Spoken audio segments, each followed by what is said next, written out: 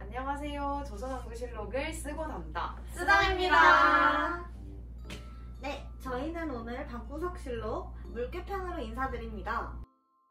사물물에 괴이할 괴자를 써서 괴이한 물체라는 제목의 영화입니다. 다들 영화 보셨는데 어떠셨나요? 사극이지만 SF 같은 느낌이 나는 영화였어요. 맞아. 역사 이야기만을 다루는 다른 영화와 달리 액션도 재밌게 볼 수 있었어요. 언니들의 이야기 덕분인지 오늘 방구석실록이 더욱 기대가 되는데요. 자, 그럼 지금부터 쓰담의 방구석실록 물개편을 시작하겠습니다.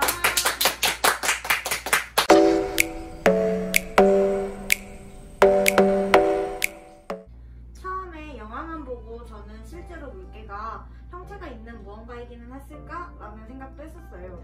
나는 오히려 처음에는 영화처럼 물개가 실존하는 괴물일 거라 생각했어.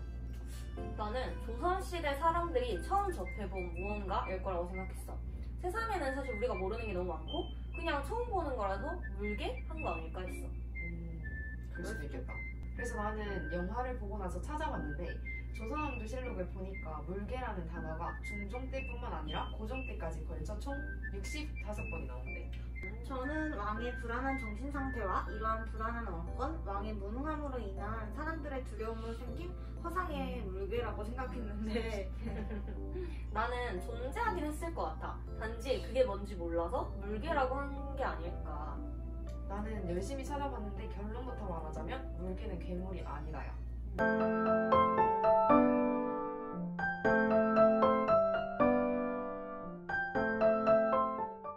이런 기록이 있대. 그래서 나는 물개라는 게 하나의 특정한 요소가 아니라 당대의 괴이한 변이나 홍수, 바람, 서리와 같은 재앙 등을 빗대어 이야기한 거라고 생각이 들더라고. 나는 다른 이야기를 찾아봤어. 중종 전대왕 연산군의 기록을 살펴보면 연산군은 국내에 많은 동물들을 키우는데 국고를 쏟아부었대. 이때부터 국내에는 많은 동물들이 살았었고 심지어 연산군은 건강을 위해 동물들의 생식기를 먹는 기괴한 취향이 있었다고 하더라고. 영화랑 같은 이야기인 것 같아. 영화도 같은 걸 보고 만들었나 봐요. 영화에도 근정전 아래에 조준방에 많은 동물들이 있었다고 말하잖아요. 맞아.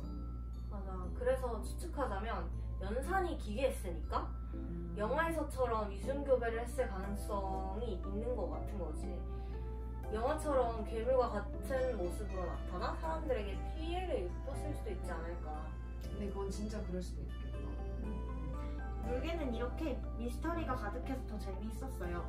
그럼 여기서 첫 번째 질문을 마치겠습니다.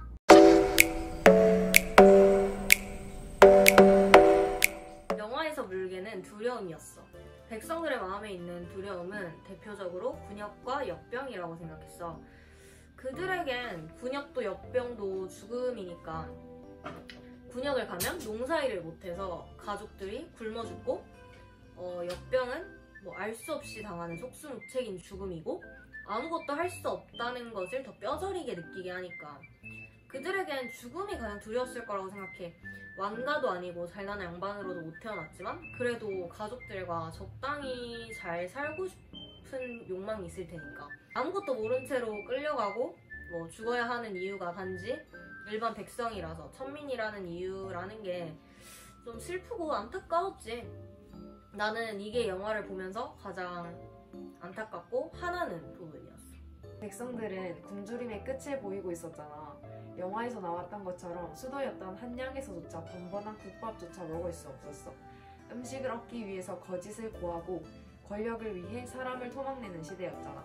또 토막내고도 아무런 죄책감을 느끼지 못했고 소수의 사람들로 인해서 나라의 중심이 흔들리고 그 방향이 잘못되어 갈 때 고통받는 건 다수의 백성이라는 생각밖에 안 들었어.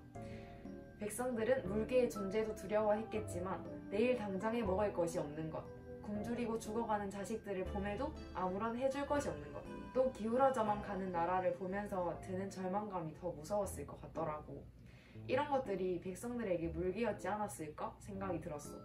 백성들의 마음에 있는 물개란 왕권 시기에 세상에 떠도는 흉흉한 소문들로 인한 불안함, 대신들의 비리로 인한 살기 어려워진 팍팍한 삶들이 아닐까 싶어요.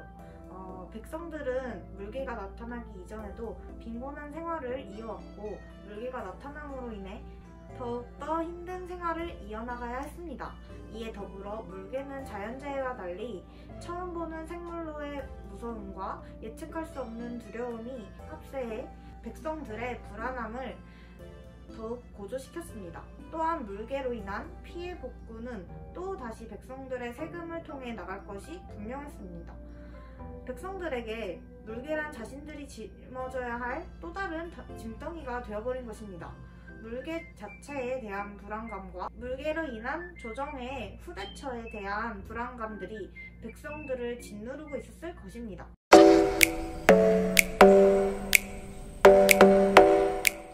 현재 우리에게 가장 문제인 코로나19가 가장 먼저 생각이 나요.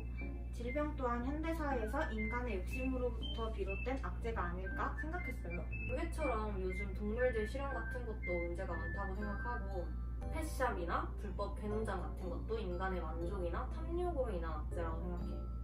맞아. 여러 가지가 있겠지만 나는 그 중에서도 지구에 정말 어마어마하게 넘쳐나는 쓰레기와 매계절 들이닥치는 태풍, 이상기후와 같은 자연재해라고 생각해. 맞아. 요즘 플라스틱이며 배터리 같은 쓰레기가 정말 많은데 자연적으로 분해가 잘 안 되니까 처리하기가 쉽지 않다더라. 물개는 어쩌면 인간의 이기적인 기쁨, 탐욕에서 비롯된 건데 자연재해도 이와 같을 거라고 생각 들더라고.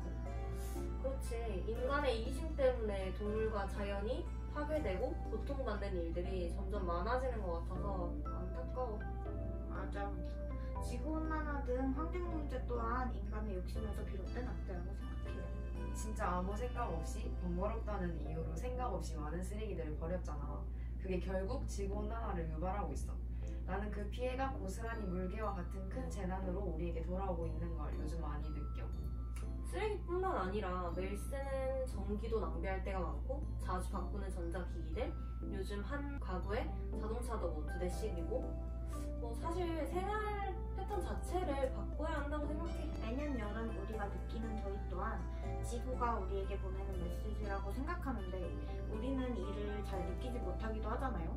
주변에서 수많은 환경 문제가 일어나고 있는데 이 또한 우리의 욕심에서 비롯되지 않았을까 싶어요.